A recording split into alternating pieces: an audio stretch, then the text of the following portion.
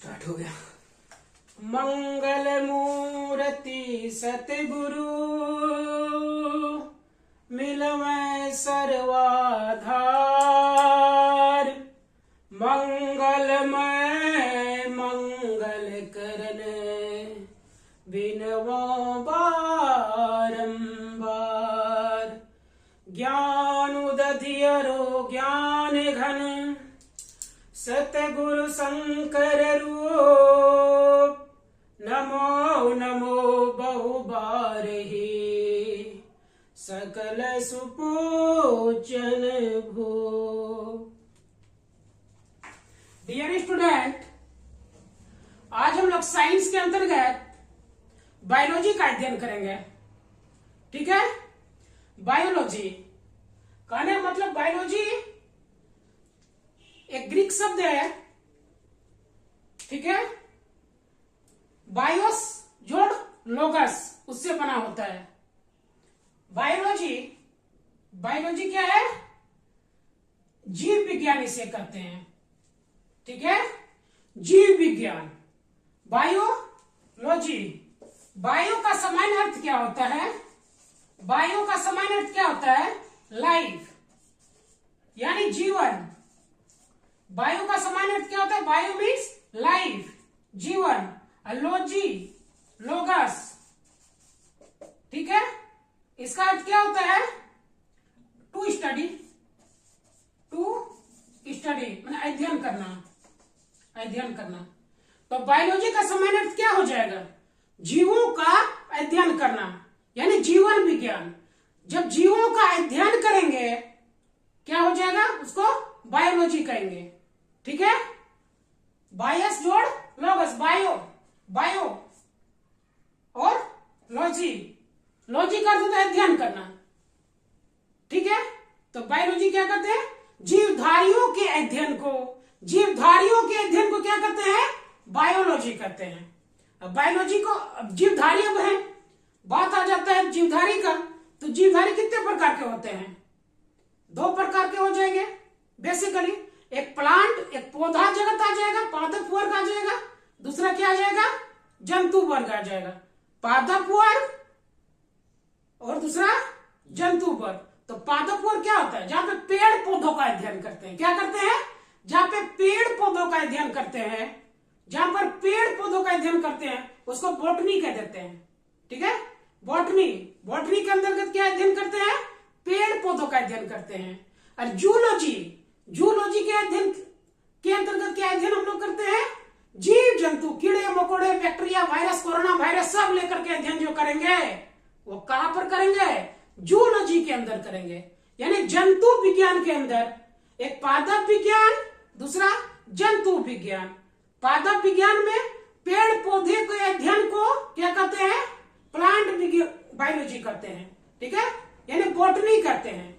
जहां पेड़ पौधों का अध्ययन करेंगे, मोस से लेकर के फर्न वृक्ष, पूरा बड़ा बड़ा वृक्ष तक के अध्ययन को क्या कह देंगे? जहां पेड़ पौधों का अध्ययन करते हैं उसको क्या कह देते हैं? बॉटनी यानी पादप विज्ञान। और जंतु विज्ञान जहां जीव जंतु का अध्ययन करते हैं, छोटा छोटा वायरस बैक्टीरिया से लेकर के पूरा सांड घोड़ा गोबर सबका अध्ययन करते हैं। ठीक है, ब्लू व्हेल तक का क्या है? वो मैमल है। तो जीवधारियों के अध्ययन को बायोलॉजी कहते हैं। ठीक है, जीवधारियों के अध्ययन को क्या कहते हैं? बायोलॉजी कहते हैं।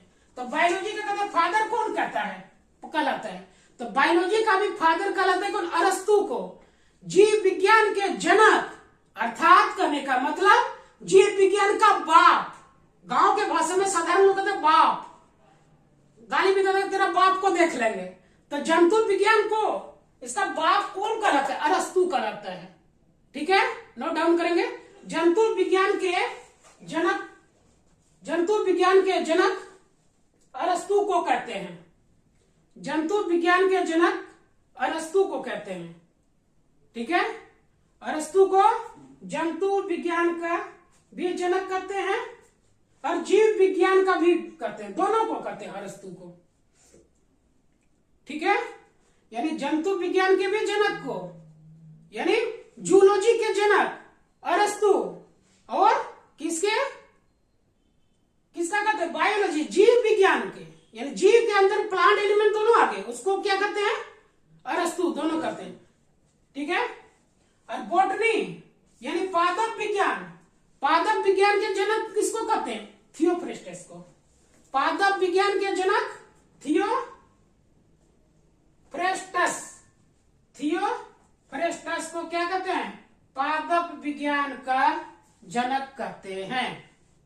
थियोफ्रेस्टस को पादप विज्ञान का, या बॉटनी लिख सकते हैं, बॉटनी का जनक कहते हैं, ठीक है। बायोलॉजी के अंतर्गत बायोलॉजी को यहां पर देखिए, बायोलॉजी को दो भागों में बांटते हैं, दो वर्गों में। एक क्या हो गया, जूलॉजी, दूसरा क्या हो गया, बॉटनी हो गया। क्या हो गया, बॉटनी हो गया। यानी कि जहां पर पेड़ पौधों का अध्ययन करते हैं उसको बॉटनी कहते हैं, और जूलॉजी जहां जीव जंतु का अध्ययन करते हैं उसको क्या कहते हैं, जूलॉजी कहते हैं। तो बायोलॉजी और जूलॉजी दोनों मिला, बायोलॉजी मतलब बायोलॉजी के अंतर्गत क्या आ गया, दोनों जूलॉजी और बॉटनी, ठीक है। तो जीव विज्ञान क्या है, जीवधारियों के अध्ययन को, सामान्य भाषा में कहेंगे जीवधारियों के अध्ययन को क्या कहते हैं, क्या कहते हैं, बायोलॉजी कहते हैं, ठीक है। ठीक, जीव जंतु का, जीव और जंतु, पेड़ पौधे सारे आ जाएंगे इसके अंदर। जंतु के अंदर आ जाएगा सिर्फ जूलॉजी, इसको बॉटनी। बायोलॉजी के फादर, बायोलॉजी का बाप अरस्तु को कहते हैं। किसको कहते हैं, अरस्तु को कहते हैं। और जूलॉजी का भी फादर ऑफ जूलॉजी, जूलॉजी के पिता किसको कहते हैं, अरस्तु को कहते हैं। और बॉटनी का फादर किसको कहते हैं, थियोफ्रेस्टस को, ठीक है। तो जीव विज्ञान, अब जीव विज्ञान को पढ़ने से पहले कोई भी प्लांट या एनिमल, कोई भी संसार में बैक्टीरिया, वायरस, प्लांट, एनिमल, कोई भी कुछ भी हो जो इसके अंदर जीव है, ठीक है, वो किससे बना होता है, एक यूनिट, एक इकाई से बना होता है जिसको सेल कहते हैं। क्या कहते हैं, सेल कहते हैं। तो कोई भी शरीर, जैसे हम लोग पूरा शरीर बना हुआ है, किसी प्लांट का पूरा शरीर देखो किससे बना होता है, एक यूनिट है, एक इकाई है, जिसको क्या कहते हैं, सेल कहते हैं। क्या कहते हैं, सेल कहते हैं। उसको क्या कहते हैं, कोशिका कहते हैं। क्या करते हैं, सेल के बारे में बात करते हैं। सेल क्या होता है, जैसे कोशिका, सेल को क्या कहते हैं, कोशिका कहते हैं। कोशिका यानी सेल, साइटोलॉजी, एक सेल है, एक कोशिका है। कोशिका क्या होता है, किसी भी प्लांट या एनिमल में क्या है, कोशिका एक छोटा यूनिट है, ठीक है। Structural and functional unit life of body, structural and functional unit life of body. कोशिका क्या है, कोशिका क्या है, शरीर का संरचनात्मक एवं क्रियात्मक इकाई है। क्या है, संरचनात्मक एवं क्रियात्मक इकाई है, एक यूनिट है कोशिका, ठीक है। कोशिका क्या है, एक यूनिट है, एक इकाई है। लिखिए, कोशिका एक इकाई है। क्या है, एक इकाई है।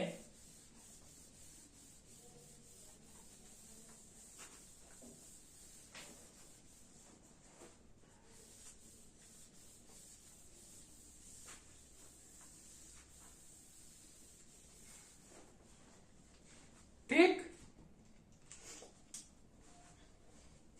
यानी सेल है, ठीक है। सेल क्या है, एक यूनिट है। सेल क्या है, एक यूनिट है, एक यूनिट लाइफ ऑफ बॉडी।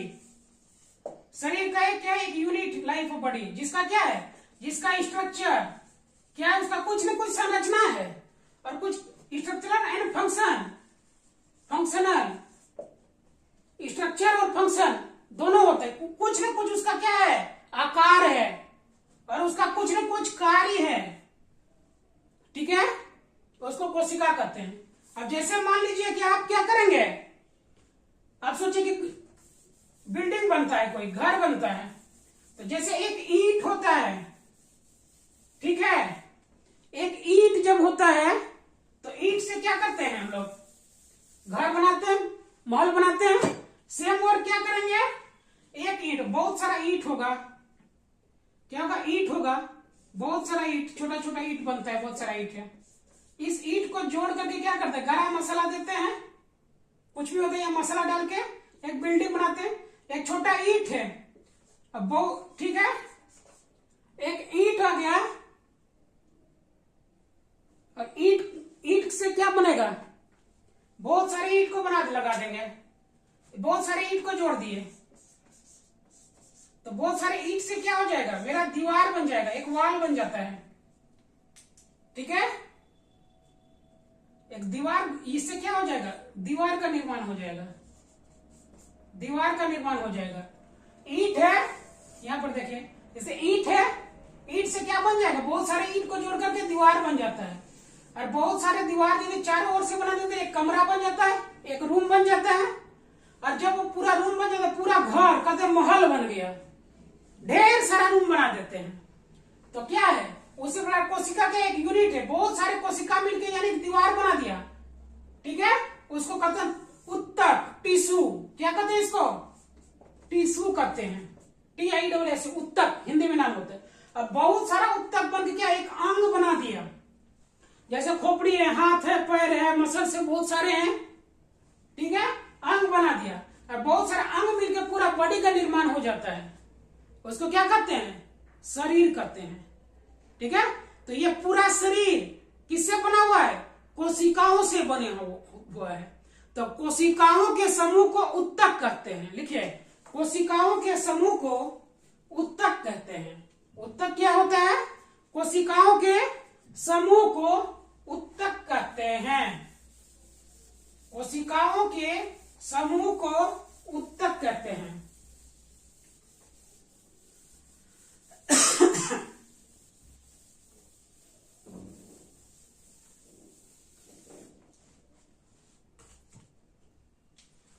कोशिकाओं के समूह को उत्तक कहते हैं। अब बहुत सारा उत्तक बन गया, ठीक है, जब बहुत सारा उत्तक बन जाता है, फिर क्या बन जाएगा, मेरा कोई अंग बन जाएगा, कान है, नाक है, मुंह है, ओठ है, तो सबका देखिए कि अलग अलग है, टाइट है, कहीं का मसल्स देखिए कि लचर पचर करता है, और कहीं का देखिए बहुत टाइट है, खोपड़ी के अंदर देखिए हड्डी, यहाँ पर देखिए तलवा का देखिए कितना टाइट है ना। तो अलग अलग होते हैं मसल्स, अलग अलग उसका काम होता है, बहुत सारे क्या होता है, मसल ये काम करता है। तो सबसे पहले क्या होता है, ईंट होता है, दीवार होता है, कमरा और घर, उसी प्रकार कोशिका होता है। कोशिका क्या करते हैं, उत्तक उसको कहते हैं, बहुत सारे कोशिकाओं के समूह को उत्तक कहते हैं। और जब उत्तक, बहुत सारे उत्तक मिलकर क्या करते हैं, एक अंग बना देता है, कुछ भी बनाए, और सारा हाथ है, पैर है, अलग है, तो मसल्स भी तो अलग है, अलग अलग जगह पे अलग अलग मसल्स पाया जाता है। तो बिल्डिंग, बेसिक बिल्डिंग लाइफ, ठीक है, शरीर बना देता है। तो कोशिका क्या है, basic building unit life of body, basic building unit life of body is called cell, जिसका क्या हो, जिसका कुछ ना कुछ फंक्शन हो, ठीक है, उसका जरूर कुछ काम होता है, कोशिका बनता है, कुछ काम जरूर है उसका, ठीक है। तो कोशिका के बारे में अब हम लोग डिटेल से जानेंगे। तो सबसे पहले कोशिका, जो कोशिका विज्ञान पढ़ते हैं, तो कोशिका के अध्ययन को क्या कहते हैं, साइटोलॉजी कहते हैं। क्या कहते हैं, साइटोलॉजी। कोशिका के विज्ञान को क्या कहते हैं, कोशिका विज्ञान के अध्ययन को क्या कहते हैं, साइटोलॉजी, साइटोलॉजी, साइटोलॉजी, साइटोलॉजी। कोशिका विज्ञान के अध्ययन को क्या कहेंगे, साइटोलॉजी कहेंगे, ठीक है। अब ये साइटोलॉजी है, कोशिका विज्ञान है, तो कोशिका का सबसे पहले खोज जनक किसको कहेंगे, साइटोलॉजी का, ठीक है। साइटोलॉजी कौन होगा, रॉबर्ट हुक। कौन होगा, Robert Hooke. Robert Hooke, Robert Hooke को क्या कहेंगे, कोशिका विज्ञान के जनक कहेंगे इसको, ठीक है। कोशिका के बारे में सबसे पहले किसने बताया था, रॉबर्ट हुक ने कहा था, तो इसी को क्या कहेंगे, कोशिका विज्ञान के जनक रॉबर्ट हुक को कहेंगे। सच लोग कोशिका को खोज इसने किया था, ठीक है। अब कोशिका देखो, कोशिका कितने प्रकार के होते हैं, दो प्रकार के होते हैं, एक लिविंग होगा, एक नॉन लिविंग होगा, यानी कि जीवित कोशिका होगा, दूसरा क्या होगा, मृत कोशिका होगा। ठीक है, तो जीवित कोशिका के अंदर, जीवित कोशिका का खोज किसने किया था, एंटोनी वॉन ल्यूवेनहॉक ने। किसने किया था, एंटोनी वॉन ल्यूवेनहॉक ने जीवित कोशिका का खोज किया था।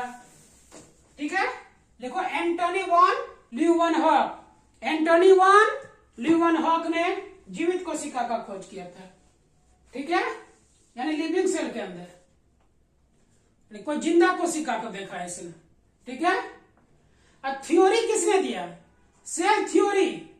लिखिए, सेल थ्योरी, सेल थ्योरी किसने देने का काम किया, स्लाइडेन एंड स्वान ने। दो वैज्ञानिक थे, दो वैज्ञानिक थे। ठीक है, स्लाइडेन और स्वान। सेल थ्योरी किसने दिया था, खूब परीक्षा में पूछता है, दरोगा इंस्पेक्टर वाला, पुलिस से लेकर के बैंकिंग तक, पीसीएस तक में खूब पूछता है क्वेश्चन। स्टेट सर्विस में क्या पूछता है, सेल थ्योरी का प्रतिपादन किसने किया था, सेल थ्योरी।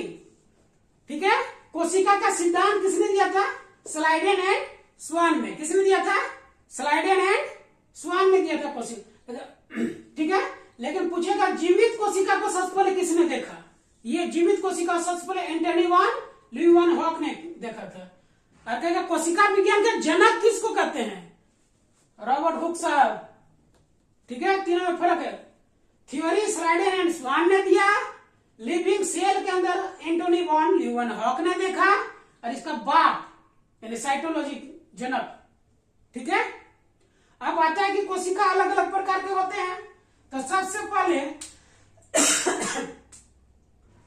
सबसे छोटी कोशिका लिखिए, सबसे छोटी कोशिका का नाम क्या होता है, सबसे छोटी कोशिका का नाम माइकोप्लाज्मा।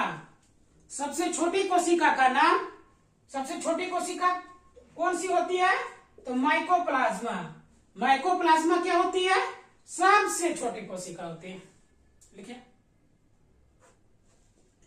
ठीक है, और सबसे बड़ी कोशिका किसका होता है, यानी एक सेल, एक सेल का सबसे बड़का वाला सेल का होता है, तो शुतुरमुर्ग का अंडा। लिखिए, शुतुरमुर्ग का अंडा सबसे बड़ा, सबसे बड़ा कोशिका शुतुरमुर्ग का अंडा। शुतुरमुर्ग का अंडा सबसे बड़ा, सबसे बड़ा कोशिका होता है, सेल होता है शुतुरमुर्ग का। और इस सबसे स्मॉल कौन होता है, माइकोप्लाज्मा, सबसे छोटा। ठीक है, अब आदमी में देख लेते हैं। अब आदमी में सबसे छोटा का कोशिका कौन होता है, स्पर्म। स्पर्म कोशिका जो है आदमी में सबसे छोटा होता है, कौन होता है, स्पर्म, यानी शुक्राणु। शुक्राणु मेल के अंदर होता है, और अंडाणु फीमेल के अंदर होता है। सबसे छोटी कोशिका कौन होता है, स्पर्म। लिख लो, शुक्राणु की कोशिका सबसे छोटी कोशिका होती है मानव में, और सबसे बड़ी कोशिका होती है अंडाणु, ओवम। ओवम जो होता है क्या होता है, सबसे बड़ी, यानी ये फीमेल में पाया जाता है। एग का यानी अंडा, ओवम का और स्पर्म का, ठीक है, मिलन होता है तो क्या होता है, फर्टिलाइजेशन उसको कहते हैं, निषेचन कहते हैं। ठीक है, वो अलग बात है, वो फर्टिलाइजेशन है, निषेचन में पढ़ाएंगे। ठीक है, अभी आप लिखिए, मानव का सबसे छोटा कोशिका स्पर्म, सबसे बड़ा कोशिका क्या होता है, अंडाणु, जिसको ओवम कहते हैं। और सबसे लंबी कोशिका कौन होता है, ठीक है, सबसे लंबी, लंबा चौड़ा कोशिका, सबसे लंबी कोशिका को न्यूरॉन। सबसे लंबी कोशिका न्यूरॉन।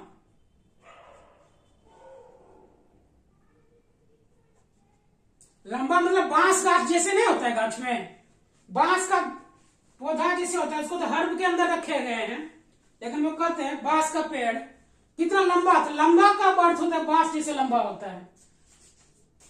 बड़ा हुआ तो क्या हुआ, जैसे पेड़ खजूर, यानी बड़ी। आप कहते हैं कि ठीक है, उसको लंबी कोशिका हो गया न्यूरॉन, ब्रेन का, जिसका की लिखिए, जिसका विभाजन नहीं होता है, लिखिए न्यूरॉन होता है सबसे लंबी कोशिका जिसका विभाजन नहीं होता है। ये ब्रेन का पार्ट है।